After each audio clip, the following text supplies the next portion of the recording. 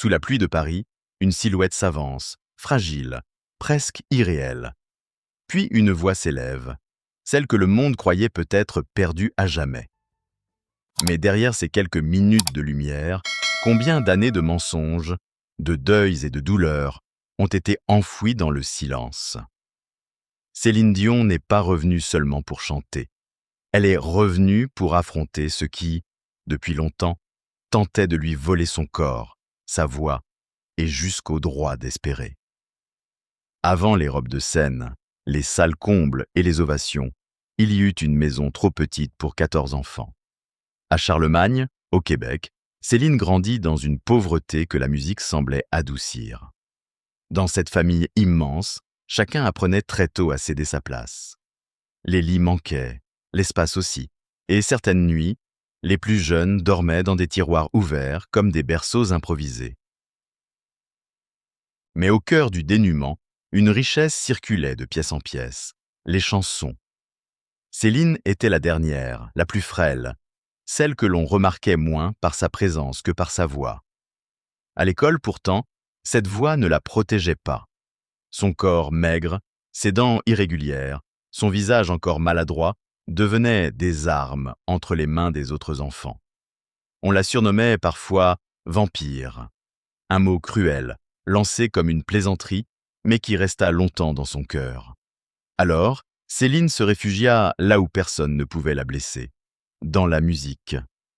Quand elle chantait, les moqueries disparaissaient. Elle n'était plus l'enfant gêné qui baissait les yeux, mais une présence capable de remplir une pièce. Sa mère, Thérèse, comprit que cette voix n'était pas seulement jolie. Elle portait déjà une urgence, une douleur, quelque chose qui demandait au monde de l'écouter. Avec l'aide de son fils Jacques, Thérèse écrivit une chanson pour Céline. Une cassette fut enregistrée, puis envoyée à René Angélil, dont la carrière traversait une période incertaine. Le destin, parfois, ne frappe pas à la porte. Il arrive dans une enveloppe, avec une voix d'enfant posée sur une bande magnétique. René écouta et resta bouleversé. Il aurait pleuré en l'entendant. Là où d'autres auraient vu une adolescente pauvre et timide, lui vit une étoile. Mais une étoile ne devient pas célèbre sans être arrachée à son ciel d'origine. Dès lors, Céline ne vécut plus au rythme des saisons ou des amitiés. Sa vie devint une suite de répétitions, de studios, d'hôtels et de trajets interminables. À 12 ans, elle commença à chanter pour gagner de l'argent. Traguille, pendant que les autres adolescents découvraient les fêtes et les premiers émois, elle apprenait à sourire malgré la fatigue, à recommencer une prise, à monter sur scène lorsque son corps demandait du repos. Peu à peu, l'enfant disparut derrière la future artiste. Céline allait bientôt quitter l'école, sa ville et l'existence ordinaire qu'elle n'avait presque jamais connue. Le monde lui promettait tout, mais il allait d'abord lui demander de renoncer à elle-même. Et René, celui qui avait reconnu son talent, allait bientôt décider jusqu'où elle devrait changer pour devenir la femme que la planète entière applaudirait. René Angélil ne voulait pas seulement faire connaître Céline au Québec. Il voulait la pousser au-delà des frontières, jusque dans ces salles où personne ne prononçait son nom. Pour y parvenir, une voix bouleversante ne suffisait plus. Il fallait construire une image capable de séduire le monde entier. Et cette transformation allait coûter à Céline bien plus que du travail. Elle apprit l'anglais à marche forcée, répéta chaque syllabe jusqu'à l'épuisement, corrigea son accent, sa posture, ses gestes. Son sourire fut redessiné, ses dents réparées, ses vêtements changés. Peu à peu, la jeune fille timide de Charlemagne fut recouverte par une version plus lisse, plus élégante, plus facile à présenter au public. Le succès arriva vite. En 1988, sa victoire à l'Eurovision lui ouvrit l'Europe. Puis vinrent les chansons en anglais et ses refrains faits pour traverser les océans. À chaque étape, Céline donnait davantage. Plus sa voix montait, plus sa vie personnelle se rétrécissait. Derrière les robes et les récompenses, il y avait une discipline presque militaire. Les journées étaient réglées par les répétitions, les interviews, les voyages et les enregistrements. Elle devait sourire, même lorsque la fatigue transformait son corps en prison silencieuse. La gloire aime raconter qu'elle récompense le talent. Elle oublie de dire qu'elle exige souvent une obéissance totale. Céline devait devenir une star avant même d'avoir compris quelle femme elle voulait être. Elle gagnait assez pour soutenir sa famille, mais chaque victoire l'éloignait d'une existence ordinaire. Elle n'avait presque pas d'amis de son âge. Pas de soirées improvisées, pas de premiers amours vécus dans l'insouciance. Son adolescence fut avalée par les hôtels, les avions et les coulisses.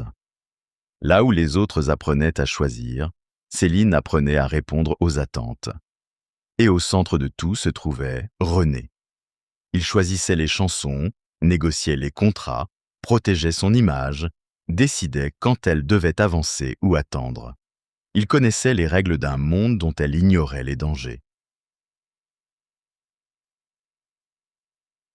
Céline lui faisait confiance aveuglément, parce qu'il avait été le premier à croire que sa voix pouvait changer son destin.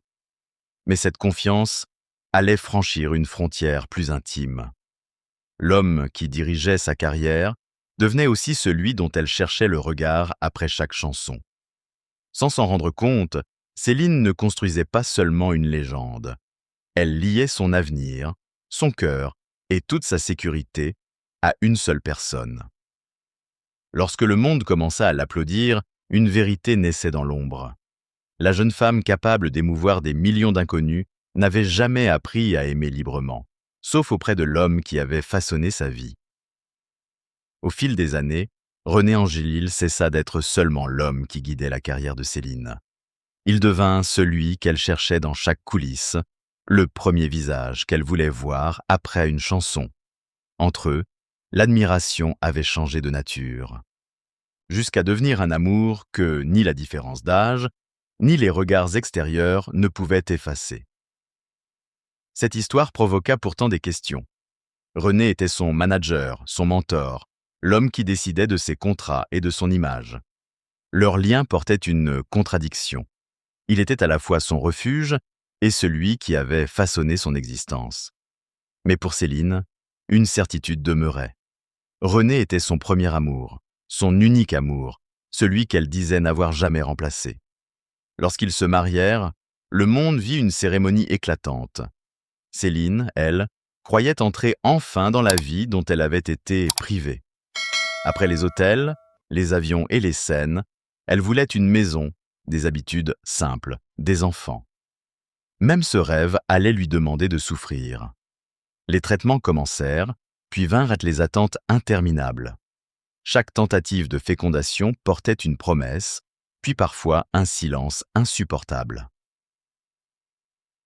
Céline connut une fausse couche, l'impression que son corps refusait ce que son cœur désirait le plus. Sur scène, elle chantait l'amour comme si rien ne pouvait le briser. Dans l'intimité, elle découvrait que l'espoir devient une blessure lorsqu'il revient les mains vides. La naissance de René Charles, puis celle des jumeaux Eddie et Nelson, transforma enfin cette attente en miracle. Céline était devenue mère, après des années de peur et de fatigue. Ses enfants semblaient refermer une plaie ancienne, celle d'une enfance vécue trop vite. Mais le bonheur, dans sa vie, ne restait jamais intact longtemps. En 1993, sa nièce Karine, âgée de 16 ans, fut emportée par la fibrose kystique. Céline se trouvait près d'elle lorsque la jeune fille rendit son dernier souffle. Elle avait déjà chanté la douleur, mais cette fois, elle venait de la tenir dans ses bras.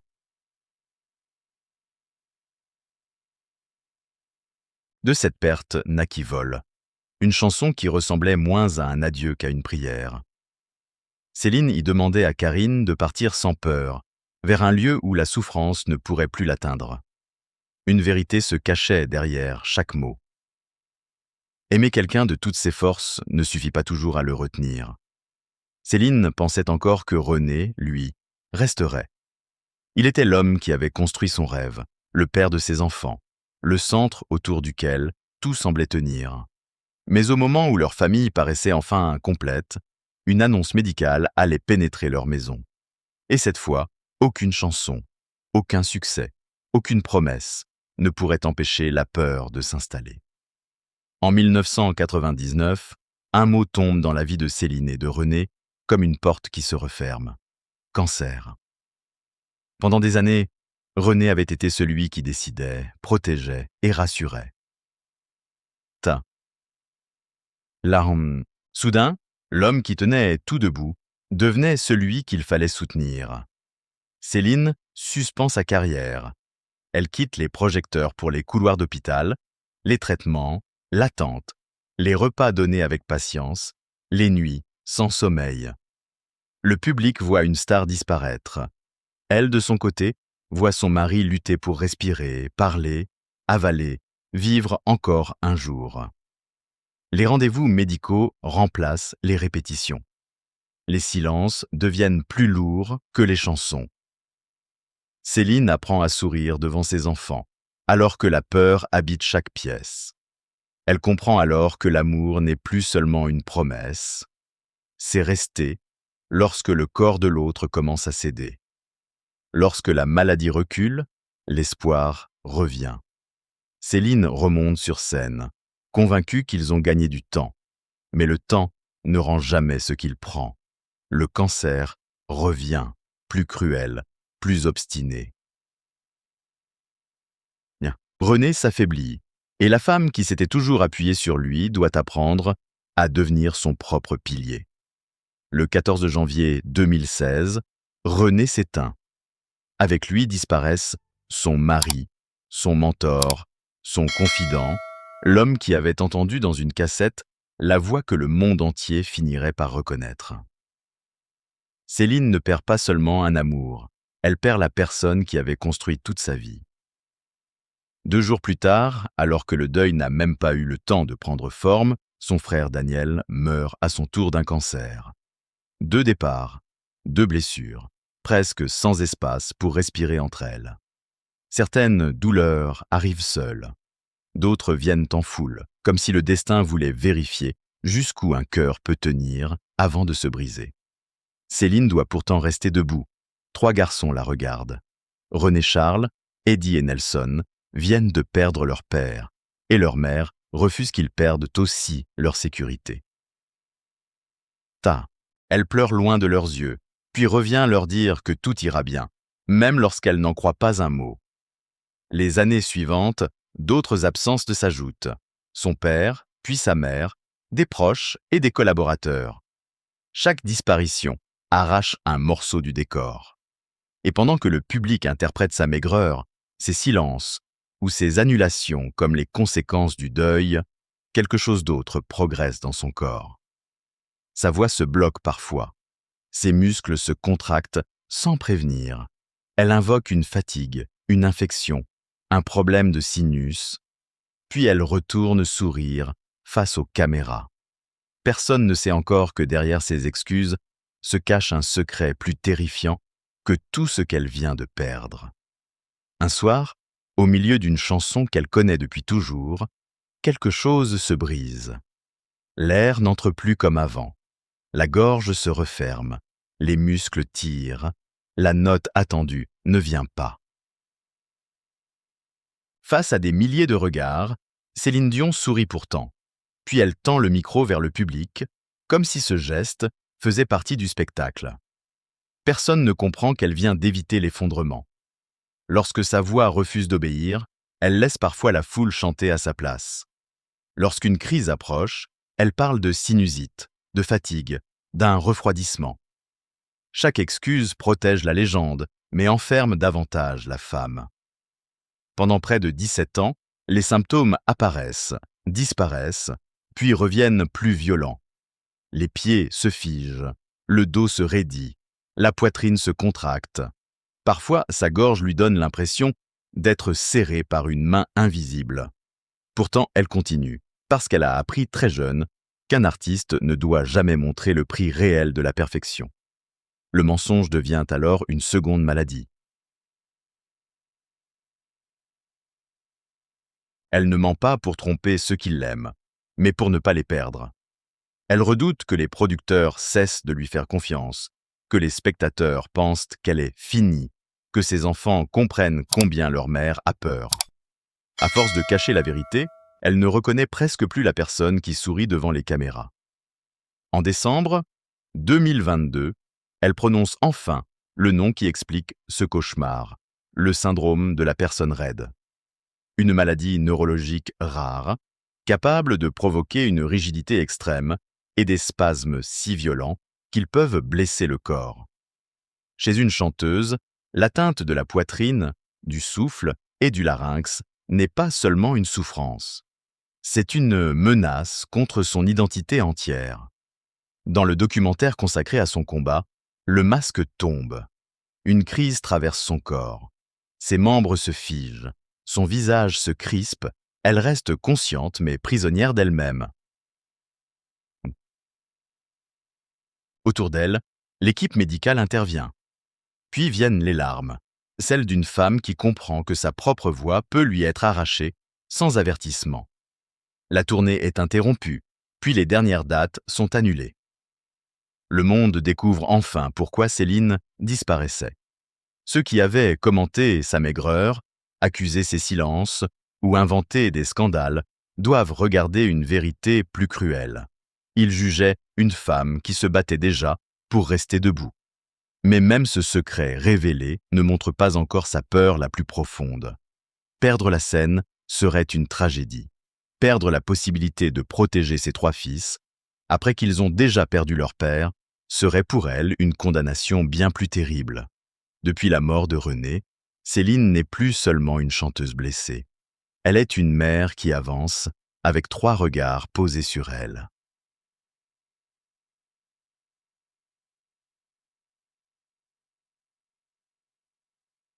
Dia. René Charles?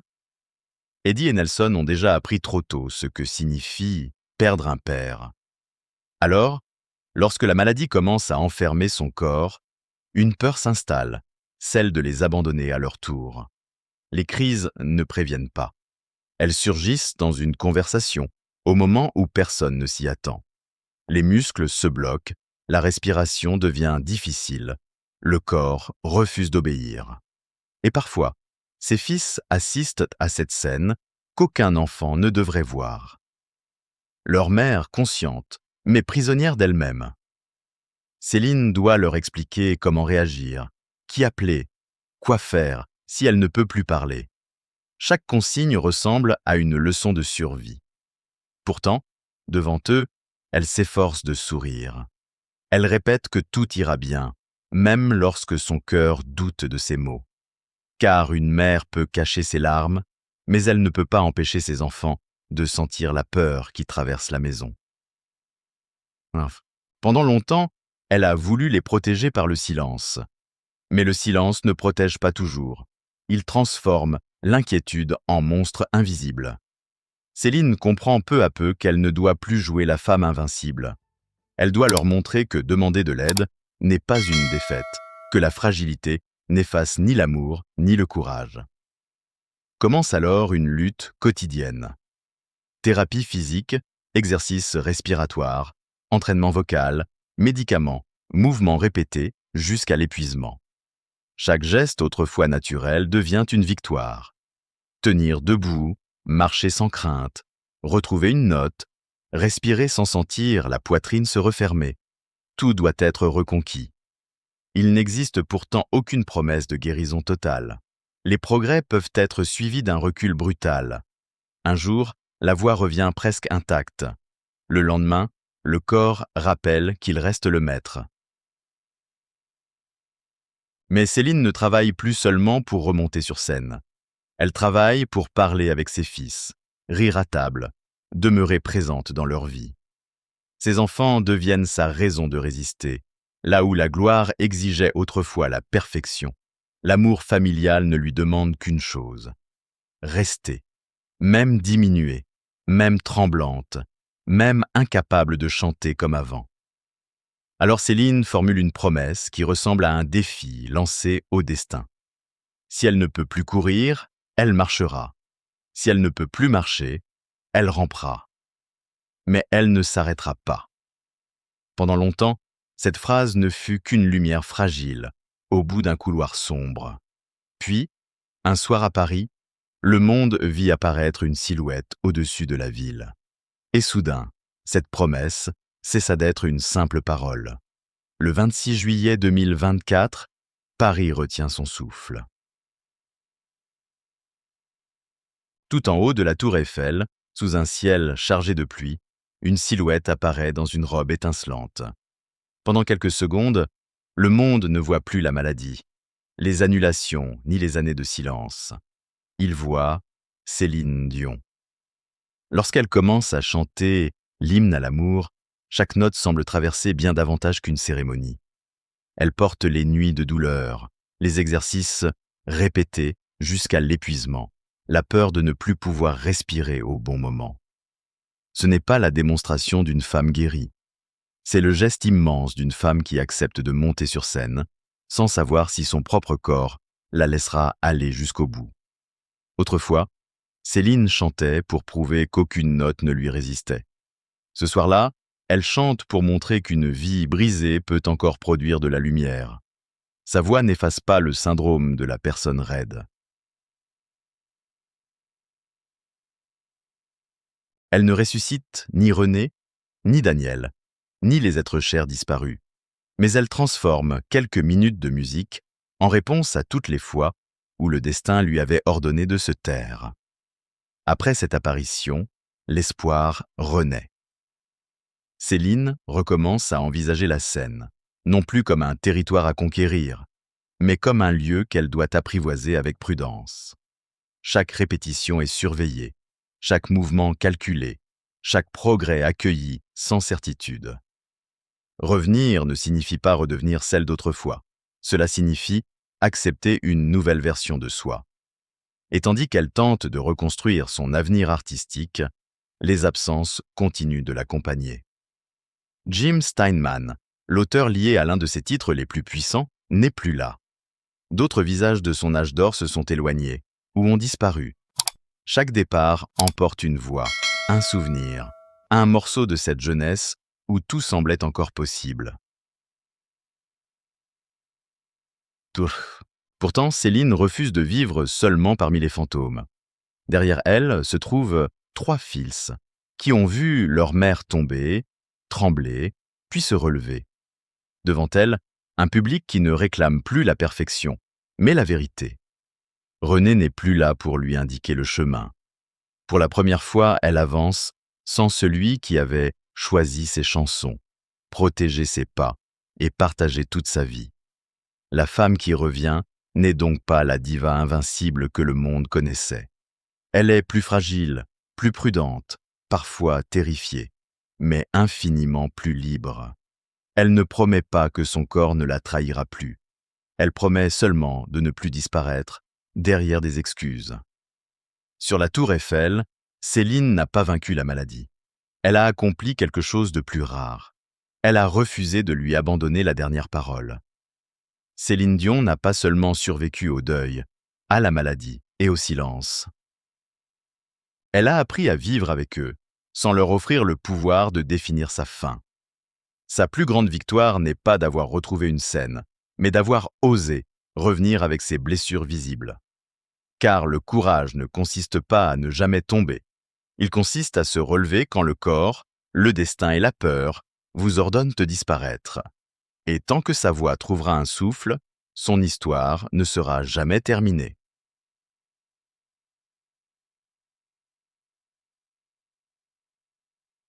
Du liard